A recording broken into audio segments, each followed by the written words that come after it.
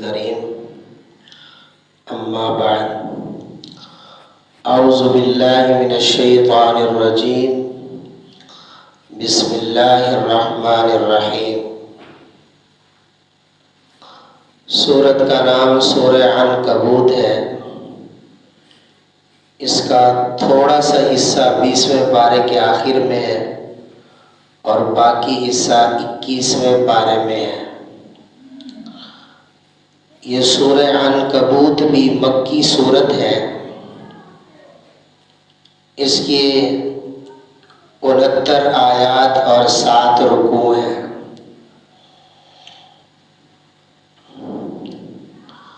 اس سورت کے شروع میں اللہ تعالیٰ یہ بات ارشاد فرما رہے ہیں کہ ہم ایمان والوں کو آزماتے ہیں۔ ایمان والوں پر آزمائشیں آتی ہیں۔ سب سے زیادہ آزمائشیں دنیا میں اللہ کے نبیوں پر آتی ہیں۔ نبیوں پر بہت آزمائشیں آئیں، حتیٰ کہ لوگوں نے بعض نبیوں کو شہید کر دیا، بعض نبیوں کو پتھر مارے، بعض نبیوں کے راستوں میں کانٹے بچھائے، بعض نبیوں کو کیا تکالیفیں دیں، بعضوں کو کیا تکالیفیں دیں۔ لیکن نبی ساری تکالیف برداشت کر کے بھی اللہ کا پیغام پہنچاتا ہے، میدان میں حق کا جھنڈا لے کر کھڑا ہوتا ہے۔ دنیا میں سب سے زیادہ آزمائشیں اللہ کے نبیوں پر آتی ہیں۔ ہمارے نبی صلی اللہ علیہ وسلم فرماتے ہیں نبیوں کو بہت ستایا گیا، لیکن حضور فرماتے ہیں جتنا مجھے ستایا گیا اتنا کسی نبی کو نہیں ستایا گیا۔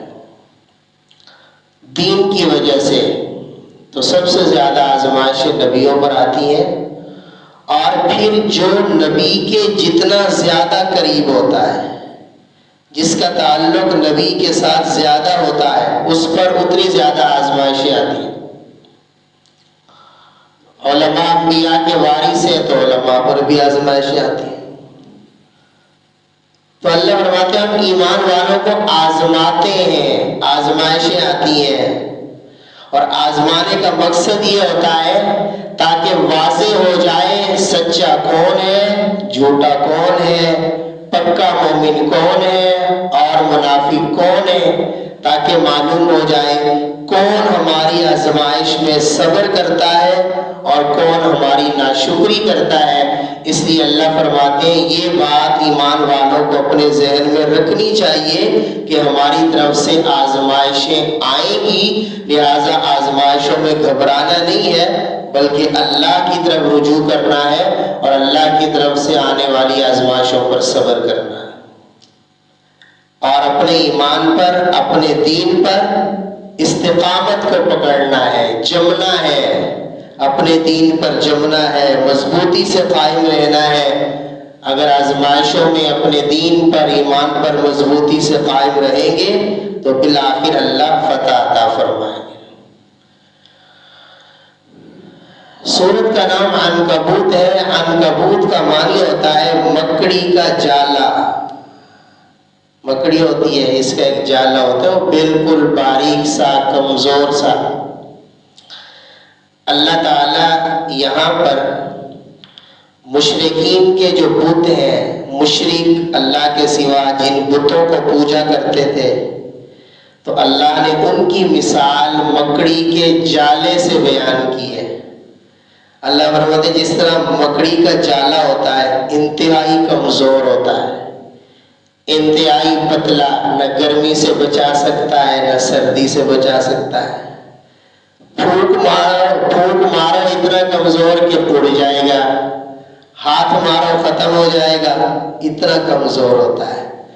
اللہ فرماتے ہیں اللہ کو چھوڑ کر جن کے سامنے تم جھکتے ہو، جن بتوں کو اپنا معبود بناتے ہو، قبروں کے سامنے جھکتے ہو، یہ اللہ کے سوا جتنے بھی تم نے معبود بنائے ہوئے ہیں، اللہ فرماتے ہیں ان کی مثال بھی مکڑی کے جالے کی ہے، جس طرح مکڑی کا جالا کمزور ہوتا ہے، تمہارے یہ معبود اور خدا بھی کمزور ہیں۔ جس طرح مکڑی کا جالا نہ سردی سے بچا سکتا ہے نہ گرمی سے، اسی طرح اللہ فرماتے ہیں جن کو تم نے معبود بنایا ہوا ہے، نہ یہ تمہیں نفع پہنچا سکتے ہیں نہ یہ تمہیں نقصان پہنچا سکتے ہیں۔ نفع نقصان پہنچانے والی صرف ایک ہی ذات ہے جس کو اللہ کہتے ہیں۔ آگے 21ویں پارے کے بالکل شروع میں اللہ تعالیٰ نے قرآن کریم کی تلاوت کا حکم دیا ہے کہ قرآن کریم کی تلاوت کرو، اور پھر اس کے ساتھ نماز کا حکم دیا ہے کہ نماز کی پابندی کرو، اور یہاں پر جو نماز کا فائدہ بیان فرمایا ہے، فرمایا نماز بے حیائی اور برائی کے کاموں سے روکتی ہے۔ یہ نماز کا خاصہ ہے، جب کوئی آدمی پابندی کے ساتھ، خشوع اور خضوع کے ساتھ، عاجزی کے ساتھ اللہ کے سامنے نماز ادا کرتا ہے، نماز کا اہتمام کرتا ہے، تو نماز کی وجہ سے اللہ اسے بے حیائی کے کاموں سے بچاتے ہیں، برائی کے کاموں سے بچاتے ہیں۔ پھر اس میں حیا اور شرم پیدا ہوتی ہے کہ میں نماز بھی پڑھتا ہوں اور برائی کا کام کروں، تو ایک احساس اس میں پیدا ہو جاتا ہے، اور بالآخر نماز ہی اس کو برے کاموں سے روک دیتی ہے۔ اس لیے اللہ فرما رہے ہیں نماز کا اہتمام کرو۔ آگے اللہ فرما رہے ہیں کہ نبی کریم صلی اللہ علیہ وسلم کو اللہ نے بہت سارے معجزات دیے، سب سے بڑا معجزہ اللہ کا قرآن ہے۔ قرآن میں کیا ہے؟ پہلے والے سب لوگوں کی خبریں قرآن میں موجود ہیں، بعد میں قیامت تک، قیامت کے بعد تک ساری خبریں قرآن کریم میں موجود ہیں۔ قیامت کی خبریں، جنت کی خبریں، دوزخ کی خبریں، سب کچھ قرآن کریم میں موجود ہے۔ جو کچھ ہماری سائنس اب کبھی کبھی تحقیق کرتی ہے کہ یہ یوں ہے قرآن کے مطابق، یہ یوں ہے سنت کے مطابق، اور ہمارے قرآن نے، ہمارے اللہ نے، ہمارے نبی نے تو 14 صدیاں پہلے سے بتا دیا تھا۔ سائنس اب تحقیقیں کر رہی ہے اور ہمارے اللہ نے پہلے سے بتا دیا تھا۔ ہمارے نبی کے طریقے ہمارے نبی نے پہلے سے بتا دیے تھے۔ مثال کے طور پر سائنس نے تحقیق کیا کھڑے ہو کر پانی پینے سے نقصان ہوتا ہے، اس لیے دن کے اندر بیٹھ کر پانی پیو، اور ہمارے نبی نے تو پہلے سے فرما دیا تھا کہ بیٹھ کر پانی پیا کرو۔ تو قرآن کریم سب سے بڑا معجزہ ہے۔ قرآن کریم میں اللہ تعالیٰ نے پہلے والی بھی ساری باتیں بیان فرما دی ہیں اور بعد والی بھی ساری باتیں بیان فرما دی ہیں۔ آگے اللہ فرما رہے ہیں کہ اگر تم اللہ کے راستے میں ہجرت کرو گے، دین کا کام کرو گے، دین کو وقت دو گے، تو تم کیا اس سے ڈرتے ہو کہ اگر ہم دکان بند کر کے نماز پڑھنے آئیں گے، دکان بند کر کے درس میں بیٹھ جائیں گے، یا کاروبار بند کر کے کوئی دن جماعت کے ساتھ چلے جائیں گے، جہاد کے لیے چلے جائیں گے، کسی پروگرام میں چلے جائیں گے، تو تمہارا رزق بند ہو جائے گا؟ نہیں، اللہ فرماتے ہیں اپنے یقین کو مضبوط کرو۔ جو اللہ پرندوں کو رزق دیتا ہے حالانکہ وہ کماتے نہیں ہیں، جو اللہ پرندوں کو رزق دیتا ہے تو وہ اللہ تمہیں بھی رزق عطا فرمائے گا۔ اس لیے اللہ فرما رہے ہیں ان پرندوں کو دیکھ کر ان سے عبرت حاصل کرو۔ صبح کو نکلتے ہیں خالی پیٹ ہوتے ہیں، اللہ کے بھروسے پہ نکلتے ہیں، شام کو آتے ہیں تو ان کے پیٹ بھرے ہوئے ہوتے ہیں۔ تو اللہ فرماتے ہیں جو اللہ پرندوں کو رزق دے سکتا ہے تو وہ تم انسانوں کو بھی رزق عطا فرمائے۔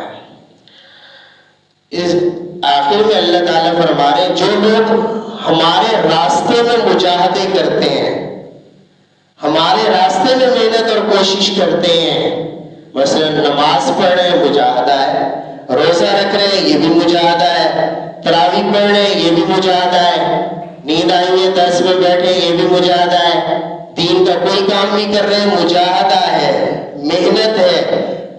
اللہ فرماتے ہیں جو بھی ہمارے راستے میں محنت کرے گا ہم اس کے لیے راستے کھول دیں گے، ہم اس کی مشکلات کو آسان کر دیں گے، ہم اسے سیدھا راستہ دکھا دیں گے، ہم سیدھے راستے پر چلا دیں گے۔ اللہ فرماتے ہیں تھوڑی سی محنت کر کے تو دیکھو، ہمارے راستے میں تھوڑی سی محنت کرنا تمہارا کام ہے اور تمہارے لیے راستوں کو آسان کر دینا ہمارا کام۔ آگے سورہ روم شروع ہو رہی ہے، یہ بھی مکی سورت ہے، اس کی 60 آیات اور 6 رکوع ہیں۔ روم، یہ رومیوں کے نام پر اللہ نے سورت نازل فرمائی تھی. الف لام میم غلبت الروم. یہ جو الف لام میم ہے یہ کافی ساری سورتوں کے شروع میں یہ حروف ہیں. الف لام میم، الف لام را، کاف ہا یا عین صاد.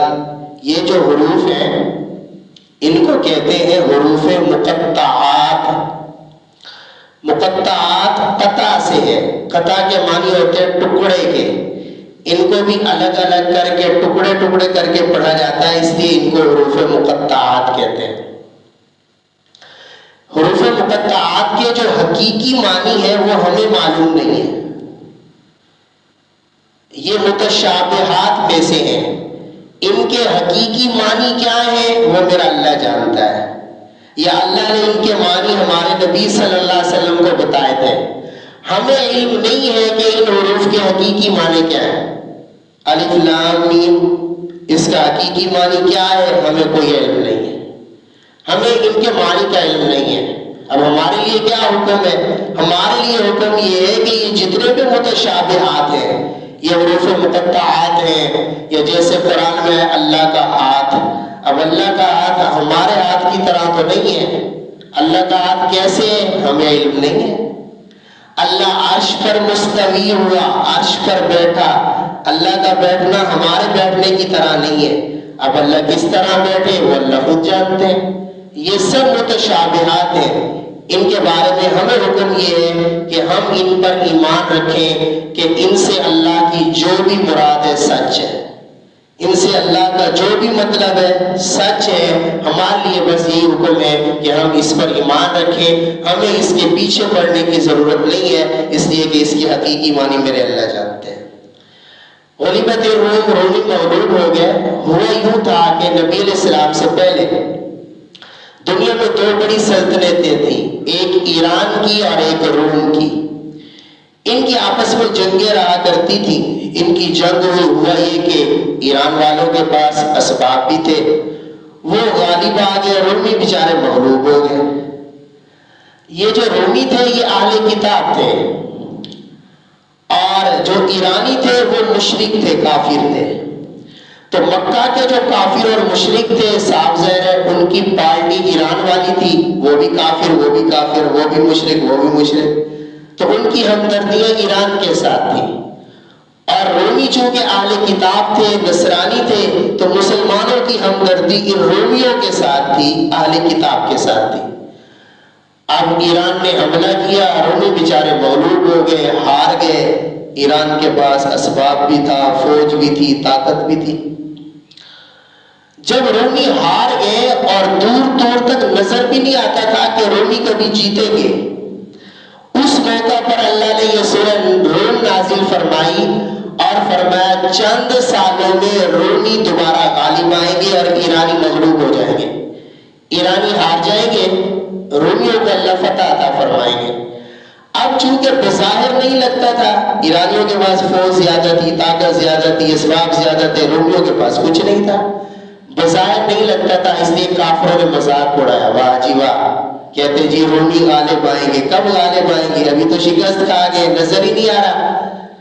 تو اللہ نے فرمایا بیضع سنین، چند سالوں میں. بیضع کا اطلاق 3 سے 9 سال تک ہوتا ہے. تو فرمایا انشاءاللہ 9 سالوں میں رومی غالب آئیں گے. چنانچہ جو ہی 9 سال گزرے اللہ کا حکم ہوا، حالات پلٹے، رومی غالب آ گئے، ایرانی مغلوب ہو گئے. رومی جیت گئے، ایرانی ہار گئے، اور اللہ نے جو پیشین گوئی یہاں پر فرمائی تھی وہ پوری ہو گئی. اللہ نے رومیوں کو فتح عطا فرما دی. اور یہ وہی وقت تھا جب رومی غالب آئے. یہ وہی وقت تھا جب نبی علیہ السلام 17 رمضان کو بدر کے میدان میں بدر کی جنگ لڑ رہے تھے. ادھر سے رومی غالب آ گئے، ادھر سے اللہ نے ہمارے نبی کے 313 صحابہ کو 1000 کافروں پر فتح عطا فرما دی. تو مسلمانوں کے لیے یہ دن بڑا خوشی کا دن تھا کہ اللہ نے مسلمانوں کو بھی فتح عطا فرما دی، اور مسلمان کی ہمدردیاں جن کے ساتھ تھی ان کو بھی فتح عطا فرما دی. تو اسی پیشین گوئی کا ذکر اللہ نے یہاں پر کیا ہے. اس کے بعد اللہ نے اپنے وجود کے دلائل بیان فرمائے ہیں. اپنی قدرت کے دلائل بیان فرمائے ہیں، قدرت کی نشانیاں بیان فرمائی ہیں۔ پھر اللہ فرماتے ہیں کہ میاں بیوی میں ہم ہی محبت پیدا کرتے ہیں۔ بس اوقات ایسا ہوتا ہے جن کی شادی ہوتی ہے پہلے ایک دوسرے کو جانتے ہی نہیں ہیں، نکاح ہوتا ہے، اللہ نکاح کے ذریعے میاں بیوی میں محبتیں پیدا فرما دیتے ہیں۔ اور پھر آگے اللہ فرماتے ہیں ہم نے نیند کو تمہارے سکون کا ذریعہ بنایا۔ آدمی سوتا ہے، نیند کرتا ہے، اٹھتا ہے تو فریش ہوتا ہے، سکون میں ہوتا ہے۔ اور اگر اس کی نیند پوری نہ ہو تو کبھی سر میں درد ہوتا ہے، کبھی سکون نہیں ہوتا، کبھی طبیعت خراب ہوتی ہے۔ تو اللہ فرماتے ہیں یہ نیند بھی ہماری نعمت ہے، نیند بھی ہم نے تمہیں دی ہے، اور اس کے ذریعے ہم تمہیں سکون عطا فرماتے ہیں۔ اس کے بعد اللہ فرما رہے ہیں یہ جتنے کافر تھے، نبی اسلام بار بار ان کو دین کی دعوت دیتے تھے، قرآن پڑھ کے سناتے تھے، لیکن یہ ایمان نہیں لاتے تھے۔ تو اللہ فرما رہے ہیں کافروں کی مثال مردوں کی ہے، مردوں کی۔ جس طرح مردہ نہ دیکھتا ہے، نہ بولتا ہے، نہ اس پر کچھ اثر ہوتا ہے، اللہ فرماتے ہیں کافروں کی مثال بھی مردوں کی ہے۔ یہ قرآن سن کر بھی جو نہیں مان رہے، گویا کہ یہ اندھے ہیں، دیکھ بھی نہیں رہے، گویا کہ یہ بہرے ہیں، سن بھی نہیں رہے، اور گویا کہ یہ مردے ہیں، ان پر کچھ اثر بھی نہیں ہو رہا۔ تو ان کو سمجھانے کے لیے اللہ فرماتے ہیں ہم نے قرآن کریم میں ہر طرح کی مثالیں بیان کی ہیں۔ جیسے ابھی ہم مکڑی کی مثال بیان کی ہے، مکڑی کی مثال بیان کر کے اللہ نے سمجھایا۔ تو اللہ فرماتے ہیں ہم نے قرآن کریم میں سمجھانے کے لیے ہر طرح کی مثالیں بیان کی ہیں، اور مثالیں بیان کر کے اپنے بندوں کو سمجھایا ہے تاکہ انہیں سمجھ آ جائے۔ سورہ لقمان شروع ہو رہی ہے، یہ بھی مکی سورت ہے، اس کی 34 آیات اور 4 رکوع ہیں۔ سورہ لقمان، یہ لقمان حکیم بہت بڑے اللہ کے نیک اور دانا آدمی اور بزرگ گزرے ہیں۔ راجح قول یہ کہ یہ نبی نہیں تھے، البتہ اللہ کے نیک بندے تھے، بہت دانا اور حکیم تھے، ان کی باتیں حکمت سے بھری ہوئی ہوتی تھیں۔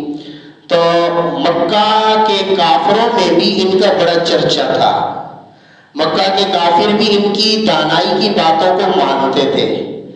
تو اللہ تعالیٰ نے ان کے نام پر یہ سورت نازل فرمائی ہے، اور اصل میں کافروں کو تنبیہ کی ہے کہ جس لقمان حکیم کو تم دانا اور سمجھدار مانتے ہو وہ تو مشرک نہیں تھے، وہ تو موحد تھے، وہ تو شرک نہیں کرتے تھے۔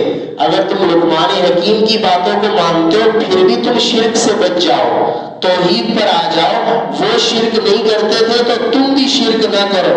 اللہ اس لیے اس سورت کو نازل فرما کر کافروں کو سمجھا رہے ہیں۔ چنانچہ اللہ تعالیٰ نے یہاں پر بھی قرآن کریم کی عظمت بیان کی ہے، اپنی توحید اور قدرت کے دلائل بیان فرمائے ہیں، اور پھر لقمان حکیم نے اپنے بیٹے کو کچھ وصیتیں کی تھیں۔ جس طرح والدین اپنی اولاد کو بھی وصیتیں کرتے ہیں، بڑے چھوٹوں کو وصیتیں کرتے ہیں، تو لقمان حکیم نے اپنے بیٹے کو وصیت کی تھی۔ پہلی وصیت یہ کی تھی بیٹا دیکھو زندگی میں کبھی بھی شرک نہ کرنا، ان الشرک لظلم عظیم، شرک کرنا بہت بڑا ظلم ہے، اللہ سارے گناہ معاف کر دیں گے، شرک کو کبھی بھی معاف نہیں کریں گے، اس لیے بیٹا کبھی بھی شرک نہ کرنا۔ اور دوسری بات ارشاد فرمائی بیٹا دیکھو اللہ سے کوئی چیز چھپی ہوئی نہیں ہے، خواہ چھوٹی چیز ہو خواہ بڑی چیز ہو، خواہ چھوٹا گناہ ہو خواہ بڑا گناہ ہو، خواہ کوئی چیز ظاہر ہو خواہ کوئی چیز چھپی ہوئی ہو، اللہ سے کوئی چیز بھی چھپی ہوئی نہیں ہے، ہر چیز اللہ کی نظر میں ہے۔ اس لیے ہمیشہ اس بات کو ذہن میں رکھنا کہ میرا اللہ مجھے دیکھ رہا ہے۔ ایک وصیت یہ کی کہ نماز اچھے اور کامل طریقے سے ادا کیا کرو، ایک وصیت یہ کی کہ اچھے کام کی دعوت دیا کرو، ایک وصیت یہ کی کہ برائی سے روکا کرو، ایک وصیت یہ کی کہ اگر اللہ کی طرف سے مصیبتیں پریشانیاں آ جائیں تو صبر کیا کرو، ایک وصیت یہ کی بیٹا تکبر نہیں کرنا، تکبر میرے اللہ کو پسند نہیں ہے، تکبر کرنے والے برباد ہو جاتے ہیں، ایک وصیت یہ کی کہ اپنے اخلاق کو اچھا بنانا، ایک وصیت یہ کی کہ چلنے میں بھی میانہ روی سے چلنا، نہ زیادہ تیز چلنا نہ بالکل آہستہ چلنا، درمیانی رفتار کے ساتھ چلنا ہے۔ تو درمیانی رفتار کے ساتھ چلنا ہی عاجزی کا چلنا ہوتا ہے، اس اس لیے فرمایا ہمارا دین ویسے اعتدال کا نام ہے، ہر چیز میں ہمارا دین اعتدال کا درس دیتا ہے۔ فرمایا چلنے میں بھی اعتدال اور میانہ روی اختیار کرو، نہ بہت زیادہ تیز چلو نہ بالکل آہستہ چلو، بلکہ درمیانی چال سے چلو۔ اور آگے فرمایا بات کرتے ہوئے آواز نیچی رکھنا، گلا پھاڑ پھاڑ کر زیادہ اونچا بولنے کی ضرورت نہیں ہے، آواز نیچی رکھنا، بالخصوص بڑوں کے آگے آواز آہستہ آواز میں بات کرنی چاہیے، اتنی آہستہ بھی نہ ہو کہ ان تک آواز نہ جائے، ان کو سمجھ نہ آئے، اونچی ہو لیکن اتنی اونچی نہ ہو جس سے ان کی توہین ہو۔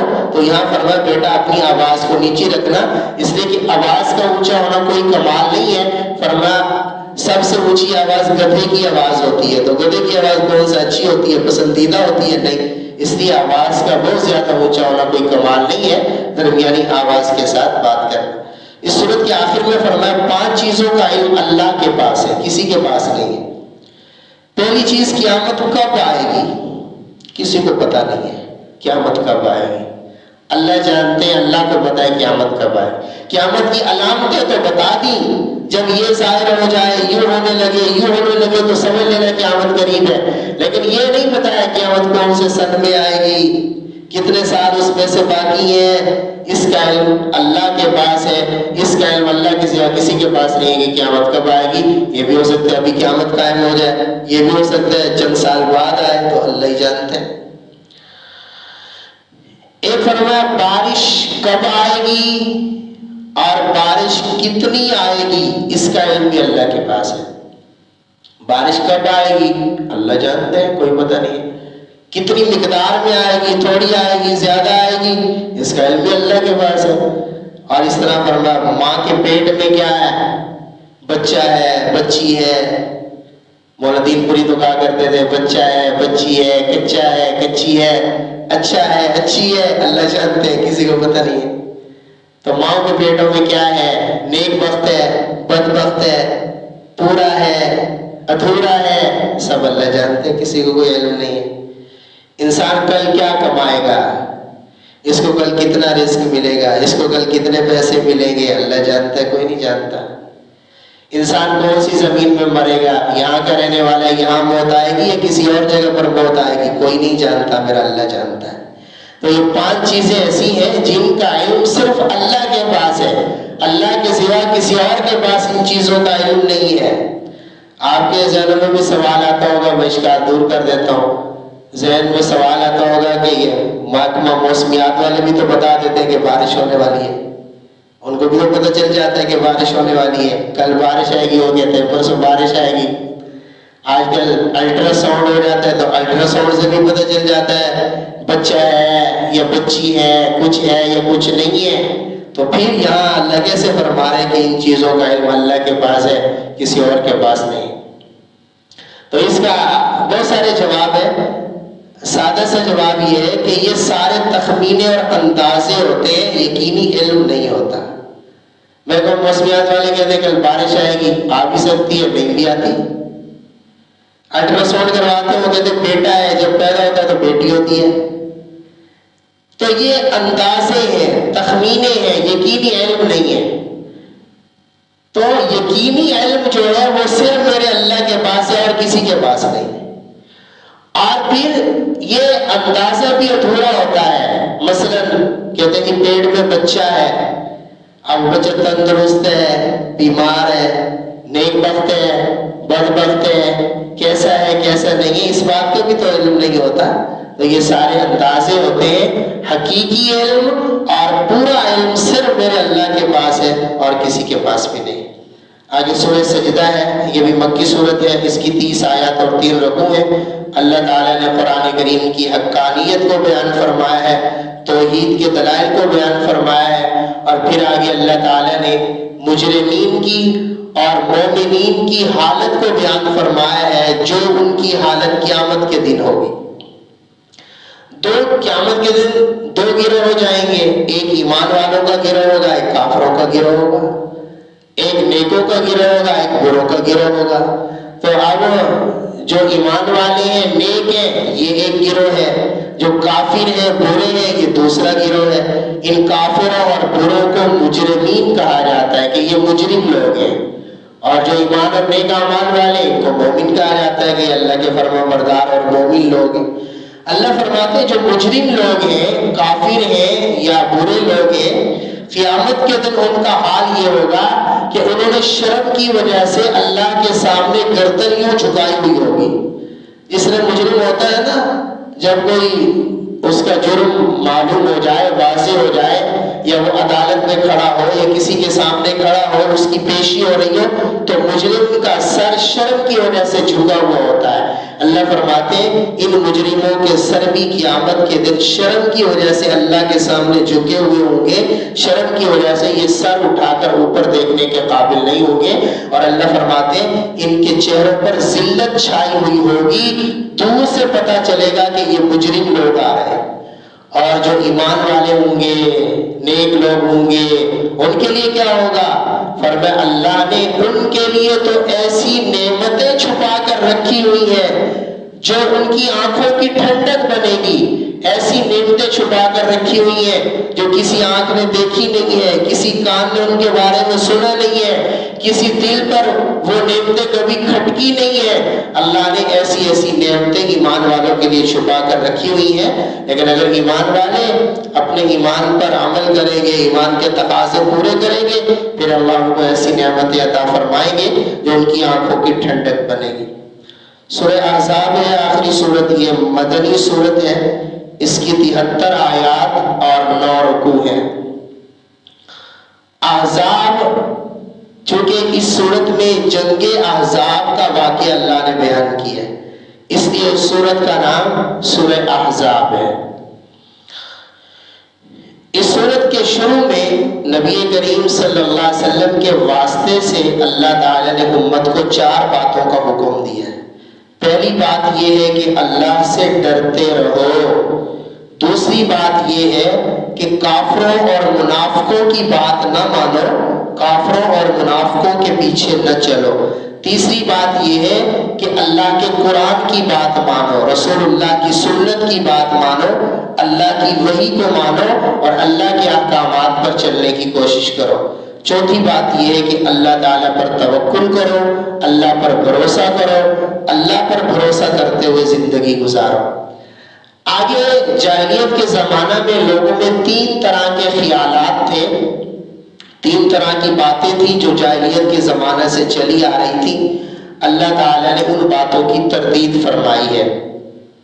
ان میں سے پہلی بات یہ تھی، کافروں کا جو سردار ہوتا تھا یا کافروں میں اگر کوئی ذہین آدمی ہوتا تھا تو کافر کہتے تھے کہ اس کے سینے میں 2 دل ہیں، 2 دل ہیں اس کے، اس لیے یہ ہوشیار ہے، چلاک ہے، ذہین ہے، اس کے سینے میں 2 دل ہیں۔ تو اللہ نے اس بات کی تردید فرمائی ہے کہ کسی کے سینے میں بھی 2 دل نہیں ہے، ہم نے ہر ایک کے سینے میں ایک ہی دل بنایا ہے، اور اس دل میں یا تو ایمان ہوگا یا کفر ہوگا، تیسری کوئی چیز نہیں ہو سکتی، یا تو وہ دل مومن کا ہوگا یا وہ دل کافر کا ہوگا۔ ہم نے ہر ایک کا ایک دل بنایا ہے، 2 دل کسی کے نہیں بنایا۔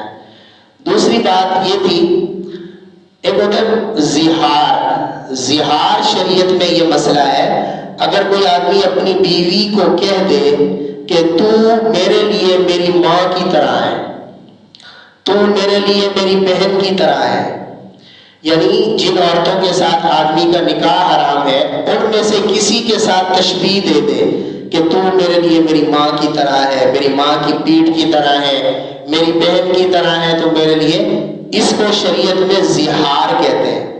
اگر کوئی آدمی اپنی بیوی کو اس طرح کہہ دے تو مسئلہ یہ ہے کہ بیوی ہمیشہ کے لیے حرام نہیں ہوتی لیکن وقتی طور پہ حرام ہو جاتی ہے۔ اب پھر بیوی کے حلال ہونے کا طریقہ کیا ہے؟ کفارہ ادا کرنا پڑے گا، کفارہ ادا کرے گا پھر بیوی حلال ہو جائے گی، ہمیشہ کے لیے بیوی حرام نہیں ہوتی۔ لیکن کافروں میں یہ تھا کہ وہ سمجھتے تھے کہ بیوی ہمیشہ کے لیے حرام ہو گئی۔ اگر کسی نے اپنی بیوی کو کہہ دیا تو میرے لیے میری ماں کی طرح ہے تو وہ سمجھتے تھے اب بیوی ہمیشہ کے لیے حرام ہو گئی، اب اس کو اپنے پاس رکھنا بھی ٹھیک نہیں ہے۔ تو قرآن کریم نے اس بات کی تردید فرمائی کہ وہ ہمیشہ کے لیے حرام نہیں ہوتی بلکہ کفارہ ادا کرو اور پھر وہ حلال ہو جاتی۔ تیسری بات یہ تھی کسی اور کا بچہ اٹھا کے لاتے تھے، اس کو پالتے تھے، جس کو کہتے ہیں منہ بولا بیٹا، لے پالک بیٹا، منہ بولا بیٹا، کسی کا بچہ اٹھا کے پال لیا۔ اب کسی کا بچہ اٹھا کے لاتے تھے، اس کو پالتے تھے اور اس کو اپنے حقیقی اور سگے بچے کی طرح سمجھتے تھے۔ اور مسئلہ یہی ہے، بہت سارے لوگ اس میں غلطی کرتے ہیں، یہ مسئلہ سمجھ لیں، مسئلہ بڑا عام ہے، لوگ بہت گڑبڑ کرتے ہیں۔ اگر کسی کا بچہ اٹھا کے لائے ہیں، منہ بولا بیٹا ہے، کسی اور کا ہے، اٹھا کر لائے ہیں، مثلا اولاد نہیں ہے، چلو کسی کا بچہ اٹھا کر لائے ہیں، اس کو پال رہے ہیں، تو یاد رکھیں یہ بات کہ یہ اپنے سگے بیٹے کی طرح نہیں ہے۔ شریعت میں، شریعت کے احکام میں یہ سگے بیٹے کی طرح نہیں ہے۔ اب اگر اس عورت نے جس نے پالا ہے، اگر اس نے 2 سال عمر ہونے سے پہلے مجھے دودھ پلا دیا تو ٹھیک ہے، یا اگر رشتے میں اس کی محرم لگتی ہے تو پھر تو ٹھیک ہے۔ اگر رشتے میں محرم بھی نہیں لگتی، اس نے دودھ بھی نہیں پلایا، اب جب یہ بچہ بڑا ہوگا تو اس عورت کا اس سے پردہ ہوگا۔ اگر اس کی بیٹیاں ہیں تو اس کی بیٹیوں کا اس سے پردہ ہوگا۔ اب اس بچے کی جو ولدیت لکھی جائے گی تو اس کی ولدیت میں اس کے اصلی باپ کا نام لکھا جائے گا جس کا بچہ ہے۔ یہاں لوگ بہت گڑبڑ کرتے ہیں، جو اٹھا کر لے آتے ہیں، پالتے ہیں، ولدیت کے خانے میں اپنا نام لکھواتے ہیں، شناختی کارڈ میں، پاسپورٹ میں، ہر جگہ۔ یہ گناہ ہے، قرآن نے اس کو کہا بہت بڑا گناہ ہے۔ قرآن کہتے ہیں جس کا بیٹا ہے اٹھا کر لائے ہو، جو اس کا اصلی باپ ہے، اس کے اصلی باپ کا نام لکھا جائے گا، اس کے اصلی باپ کے نام سے پکارا جائے گا۔ اور جب یہ بچہ بڑا ہوگا یہ وارث بھی نہیں بنے گا۔ جس طرح حقیقی بیٹا وارث بنتا ہے، یہ منہ بولا بیٹا وارث نہیں بنے گا۔ ہاں اس کو زندگی میں ہدیہ دے سکتے ہو، زندگی میں جائیداد کا کچھ حصہ دے دو، اس کو پالا جو ہے اس کو زندگی میں کچھ حصہ دے دو، کچھ زمین دے دو، ہدیہ دے دو، لیکن مرنے کے بعد جس طرح حقیقی بیٹا وارث بنتا ہے یہ وارث نہیں بنے گا، کیونکہ میرے وراثت میں مسائل پیدا ہوتے ہیں لوگوں میں۔ تو یہ منہ بولا بیٹا شریعت کے احکام میں حقیقی بیٹا نہیں ہوتا۔ اب اگر یہ بڑا ہو، اس کی شادی ہو جائے، پھر یہ اپنی بیوی کو طلاق دے دے، اب سسر کا بہو کے ساتھ تو نکاح جائز نہیں ہے، لیکن منہ بولے بیٹے کی بیوی سے نکاح جائز ہے، چونکہ یہ حقیقی بیٹا نہیں ہے۔ اگر اس کی شادی ہوئی، اس نے اپنی بیوی کو طلاق دے دی، اس کی عدت گزر گئی، اب سسر اس کی بیوی سے نکاح کر سکتا ہے، چونکہ یہ اس کا حقیقی بیٹا نہیں ہے، منہ بولا بیٹا ہے۔ تو کافروں میں اور جاہلیت کے زمانے میں یہ بات تھی کہ جب وہ کسی کو منہ بولا بیٹا بناتے تھے تو پھر اس کو سگا بیٹا ہی سمجھتے تھے، اس کو وراثت میں بھی شریک کرتے تھے، اس سے پردہ بھی نہیں کرتے تھے، اس کی بیوی سے نکاح بھی حرام سمجھتے تھے۔ تو قرآن کریم نے یہاں پر یہی کہا جو تمہارے منہ بولے بیٹے ہیں وہ منہ بولے بیٹے ہی رہیں گے، وہ تمہارے حقیقی بیٹے نہیں بن سکتے۔ یہ بہت عام مسئلہ ہے، لوگ اس میں بہت گڑبڑ کرتے ہیں۔ تو منہ بولا بیٹا شریعت کے احکام میں منہ بولا ہی رہتا ہے، حقیقی بیٹا نہیں بن سکتا۔ آگے اللہ تعالیٰ نے غزوہ احزاب کا پس منظر بیان کیا ہے۔ غزوہ احزاب کی بہت بڑی جنگ ہوئی۔ احزاب حزب کی جمع ہے، حزب پارٹی اور جماعت کو کہتے ہیں۔ مسلمانوں کے خلاف سارے کافر اکٹھے ہو گئے تھے اس جنگ میں، سارے کافر، یہودی بھی، نصرانی بھی، مشرک بھی، سارے 12,000 سے لے کر 15,000 کافر جمع ہو گئے اور انہوں نے ارادہ کیا ہم نے مدینے پر حملہ کرنا ہے۔ مسلمان کتنے تھے اس وقت؟ 3,000۔ 15,000 کا لشکر، کافروں کا اتحاد ہو گیا، سارے کافر جمع ہو گئے، اسلحہ بھی ہے ان کے پاس، سب کچھ ہے، یہ جمع ہو کر مدینہ پر حملہ کرنے کے لیے آ گئے۔ اب مسلمانوں نے مدینہ کے اندر رہ کر مدینہ کا تحفظ کیا، حفاظت کی، اور مسلمانوں سے دھوکہ بھی ہوا۔ مدینہ کے اندر جو یہودی رہتے تھے ان کے ساتھ نبی علیہ السلام کا معاہدہ تھا کہ مل کر مدینہ کی حفاظت کریں گے، انہوں نے بھی دھوکہ دیا، معاہدہ توڑ دیا، انہوں نے بھی کافروں کا ساتھ دیا۔ اب باہر سے بھی کافروں کا حملہ ہے، اندر سے بھی منافق لوگ مسلمانوں کی مخالفت کر رہے ہیں۔ مسلمانوں کی تعداد 3,000 ہے۔ حضرت سلمان فارسی رضی اللہ عنہ کے مشورے سے نبی علیہ السلام نے مدینہ کے ارد گرد خندقیں کھدوائی، خندقیں کھدوائی اور ان خندقوں کے ذریعے حفاظت کی۔ 1 مہینے تک یہ جنگ رہی، 1 مہینے تک۔ اس کو غزوہ خندق بھی کہتے ہیں چونکہ خندقیں کھودی گئی تھی۔ ایک مہینے تک نبی علیہ السلام یہ جنگ لڑتے رہے. ایک دن نبی علیہ السلام کی کئی نمازیں بھی قضا ہو گئی اس جنگ میں، اور بالآخر ایک مہینے کے بعد ان کا آپس کا اتحاد ٹوٹ گیا. اللہ نے ان میں پھوٹ ڈال دی، ایک دوسرے کے خلاف ہو گئے. پھر اللہ نے تیز آندھی چلائی، ان کے خیمے اکھڑ گئے، ان کی دیگیں الٹ گئی، یہ سارے بھاگ گئے. ایک مہینے کے بعد اللہ نے مسلمانوں کو اس جنگ میں فتح عطا فرمائی. تو اس غزوہ احزاب کو یہاں پر اللہ تعالی نے بیان فرمایا ہے. پھر چونکہ مدینہ میں جو یہودی رہتے تھے بنی قریظہ کا قبیلہ تھا، ان کا نبی الاسلام کے ساتھ معاہدہ تھا، انہوں نے دھوکہ کیا، انہوں نے بھی کافروں کا ساتھ دیا. تو پھر نبی کریم صلی اللہ علیہ وسلم یہاں سے فارغ ہوئے تو اللہ کا حکم ہوا کہ جن یہودیوں نے تمہارے ساتھ دھوکہ کیا ہے آپ ان سے بھی جا کے جہاد کرو. تو نبی علیہ السلام ان کے قلعے پر تشریف لے گئے. بہرحال انہوں نے قلعہ بند کر لیا. پھر وہ باہر نکلے تو ان کے بارے میں بھی نبی علیہ السلام نے فیصلہ کیا. انہوں نے کہا حضرت سعد جو فیصلہ کریں گے، حضرت سعد ان کے رشتہ دار تھے، انہوں نے کہا حضرت سعد کو نرم فیصلہ کریں گے وہی ہمیں منظور ہے. حضرت سعد نے کہا میرا فیصلہ یہ ہے کہ ان کے باقی مردوں کو تو قید کر دیا جائے اور جو ان کے لڑنے والے مرد ہیں ان کو قتل کر دیا جائے. چنانچہ حضرت سعد کے فیصلے کے مطابق بنو قریظہ کا یہی فیصلہ ہوا. تو اس سے اللہ تعالیٰ فرمانا یہ چاہتے ہیں، اللہ کا وعدہ ہے کہ اللہ تعالیٰ اپنا دین سارے دینوں پر غالب فرمائیں گے. جیسے صحابہ اکرام نے جنگیں لڑی ہیں 10 سال کے عرصے میں، 100 سے زیادہ جنگیں لڑی 10 سال کے عرصے میں. سال میں 10 سے 12 جنگیں لڑی ایک سال میں. مدینہ کی زندگی میں، مکہ کی زندگی میں تو تھا کافروں کی برداشت کرو، صبر کرو، کسی کو کچھ نہیں کہنا، صرف تبلیغ کرنی ہے. جب مدنی زندگی ہے فرمایا جہاد کرو کافروں کے ساتھ، ان کا مقابلہ کرو. تو پھر اللہ نے نبی اسلام کے دین کو پورے دین پر غالب کر دیا. اور اللہ کا وعدہ یہی ہے کہ دین اسلام پورے سارے دینوں پر غالب آئے گا. آپ نے فرمایا کچا یا پکا کوئی گھر خالی نہیں رہے گا، اس میں اسلام کا کلمہ داخل ہو کر رہے گا. اور جب عیسیٰ علیہ السلام آئیں گے تو پوری دنیا سے کفر ختم ہو جائے گا اور ہر ایک مسلمان ہو جائے گا. اللہ ہمیں عمل کی توفیق دے. الحمدللہ رب العالمین، الصلاۃ والسلام علی سید الانبیاء والمرسلین. ربنا آتنا فی